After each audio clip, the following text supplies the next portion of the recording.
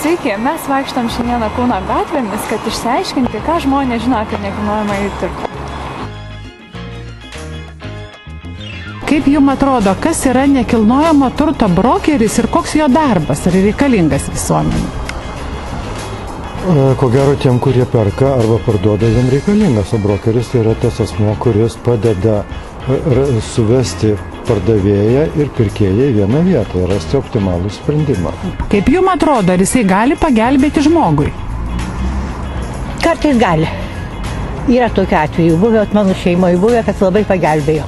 Siūlė pirkti namą ir atsirado tokia labai gera siūlytoja, kuri labai už nebrangę kainą ir labai vertingą namą įsiūlė.